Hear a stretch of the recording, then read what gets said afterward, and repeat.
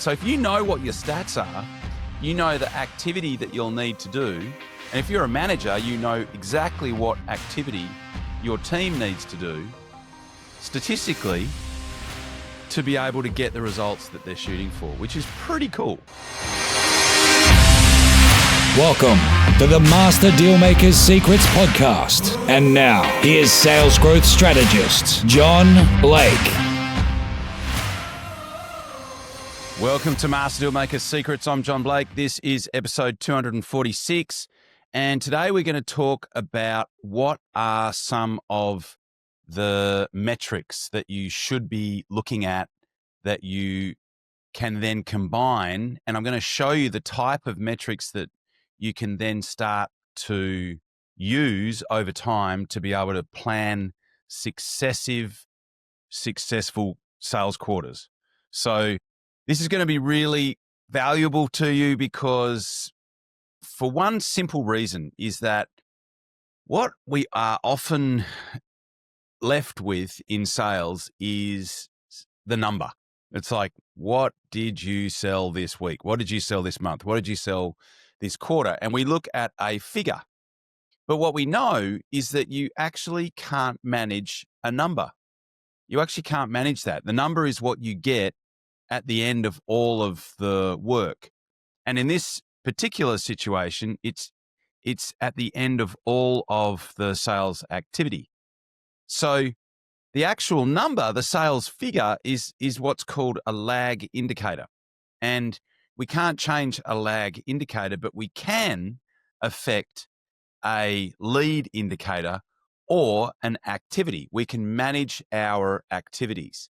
And the interesting thing about activities is that regardless of whether you think that you're in chaos or that you think that your business or the people that you have in your organization that are in charge of sales, regardless of whether you think those people are in chaos, if you do something often enough, a pattern will emerge. And what I put together a couple of months, well, it's probably about 6 months ago now, was a way to effectively track sales activity.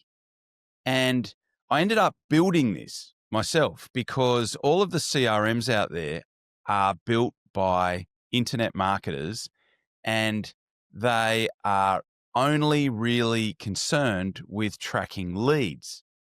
And a lead is really, when you talk to an internet marketer, a conversion for an internet marketer is someone who went to a web page and put their first name and their email address in. They might not have even put their first name in. They might have just put their email address in. And an internet marketer, a digital agency, will look at that and they will call that a conversion. And that's not a conversion. A conversion is when someone buys, is when someone actually pays you. And that's the thing that I want to help create. I have got lots and lots of clients that have dealt with lots and lots of digital agencies, and lead gen is a very commoditized thing these days. It's very easy to generate leads. But what not a lot of people are talking about is how to optimize the number of those leads that actually converts into an actual buyer. So how do we do that? Well, I couldn't find a way to do it. So I built my own tool for doing this. And so what I'm going to share with you is I've now been using this tool for 6 months, and there are some incredible things that we're getting out of this tool. So I want to go through the data that we track and why we track that data. And then I'm going to give you an understanding of the type of insights that we get from using this particular data.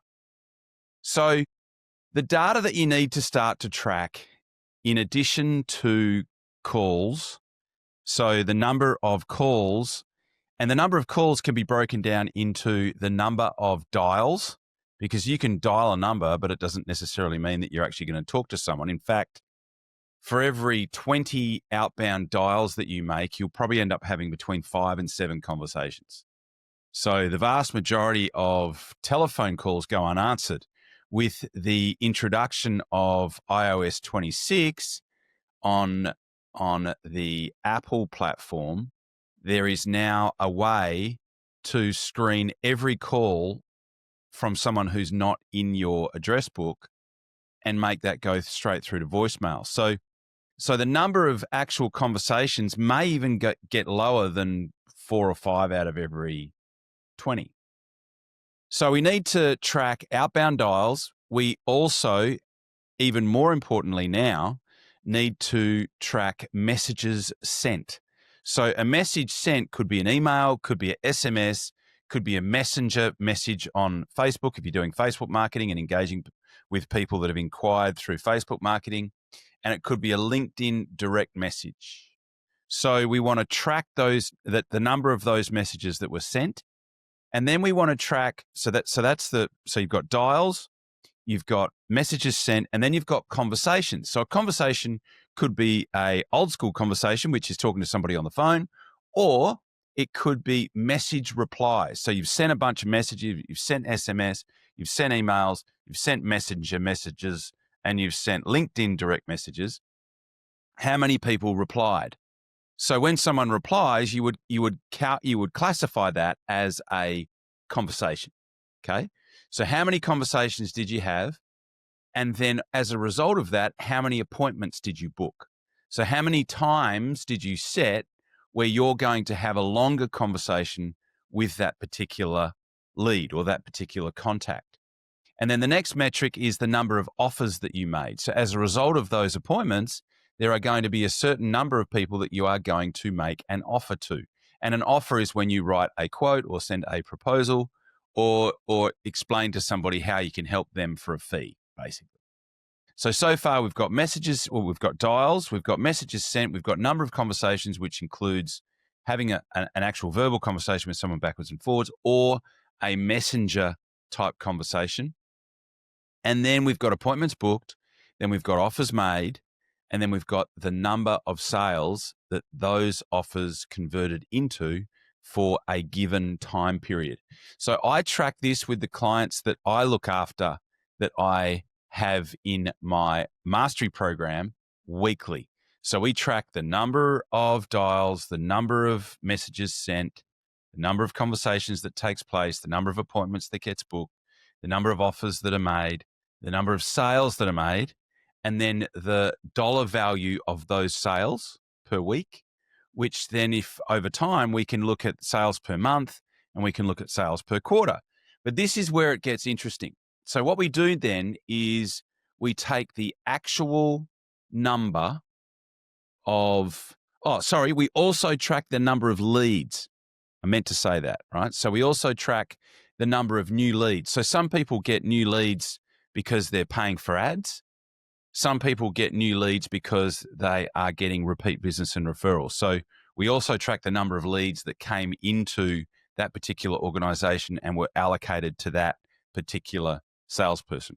So let me just recap. So we've got number of leads, number of outbound dials, number of messages that were sent, number of conversations that took place, either via message or on the telephone. Then we have the number of appointments that were booked, the number of offers that were made, the number of sales that those offers converted into, the sales dollar value per week, which then we can, over time, look at the dollar value per month and the dollar value per quarter. And at the start of every quarter, we plan the month. So we've got a projection, we've got a minimum number that we want to hit, we've got a stretch target that we're shooting for. Sorry, we've got an objective that we're shooting for, and we've also got a stretch target. So we start the month, plan that out, and in a minute, I'll show you how some of the insights are playing into our planning process. But what happens is that after a couple of quarters of looking at this data, you get some pretty amazing insights. So you get the number of leads that were received, you get the number of dials that took place, you get the number of messages that were sent, and then you start to get the number of conversations, the number of appointments that those conversations converted into, and the number of sales that those appointments converted into. And then you actually get total revenue, you get revenue per sale, and then you get how many leads came in per week, how many sales converted per week, and you also get the actual revenue per week that those sales related to. So, for instance, someone's figure might be 0.5 of a sale per week, but revenue-wise, that will convert into an actual dollar value. So you actually start to get the amount that each salesperson generated in sales per week, even if they didn't make sales that week. So you actually start to see, you can rank your salespeople, but you can rank them using some different type criteria. And you can very, very easily start to pinpoint specifically where that particular salesperson needs help in their particular process. So it might be they need more help converting paid leads into appointments.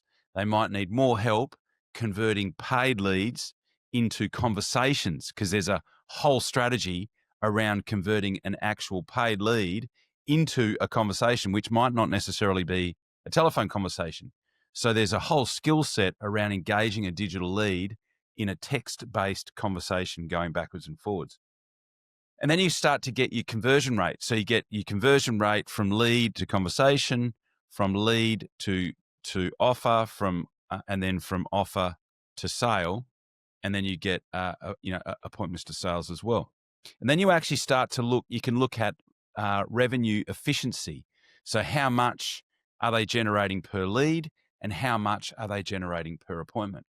And so then factoring all this information into consideration, we can start to more intelligently plan out each subsequent quarter, and we can start to understand the type of activity that each salesperson needs to generate based on their figures. So this might sound really complicated, and I don't want it to, because once you actually start to see the numbers, the patterns become very, very clear.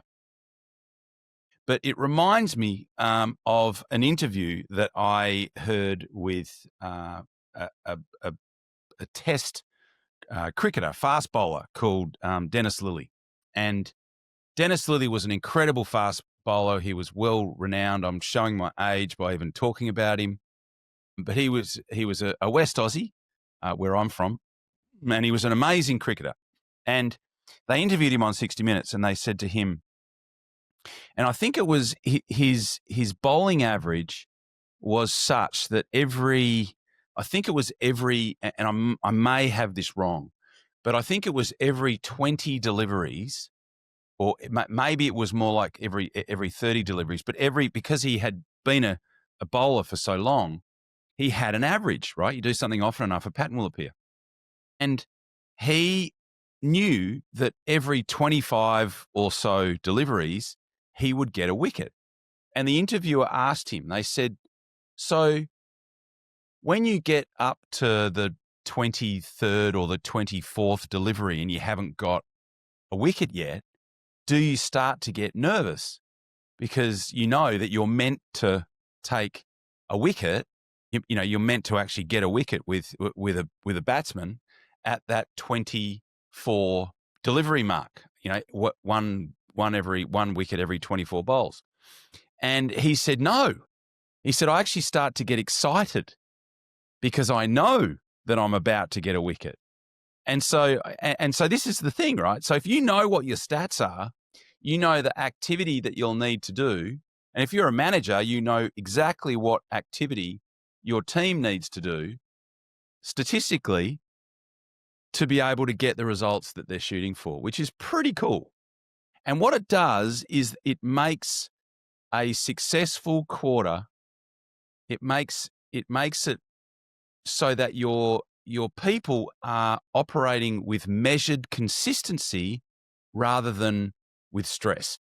And this is pretty powerful. If they can just have super clarity, have a really clear understanding on exactly what it is that they need to do from an activity perspective, how many leads you're going to provide them with, how many leads they need to generate on their own if there's a deficit between the amount of leads that you're giving them and the amount of leads that they need to be able to plan a successful quarter. So this is one of the things that I do inside my program. If you are interested, there is a risk-free way to get started. All you need to do is go to jblakerx.com. That's J, the letter J, Blake, Blake, and then RX, R for Romeo, X for X-ray.com. All you do is go there, you will see my sales audit page, and that is the simplest and the most cost-effective, risk-free way to get started with me. Once you jump into there, you will be sent to, once you confirm your choice to go ahead, you'll be sent to my calendar where you can book your time, and then you will be sent a customized questionnaire, a customized diagnostic for you to complete in the lead into our 90-minute session. And what we will do is we will get on a Zoom call, and I will show you specifically exactly what it is that you need to fix in your sales process to often double the amount of leads that are converting into paying clients at the prices that you want to charge and without spending any more money on leads. So I hope to speak to you soon. Thank you once again for listening, and I will talk to you on the next podcast. Cheers. You've been listening to Master Dealmaker Secrets with John Blake. Subscribe to get more in-depth strategies and maximize your sales process with new episodes every other week. And double your inquiry to sale conversion with the lead flow you already have. Go to johnblakeaudio.com for his exclusive, free, no fluff audio training and companion PDF guide.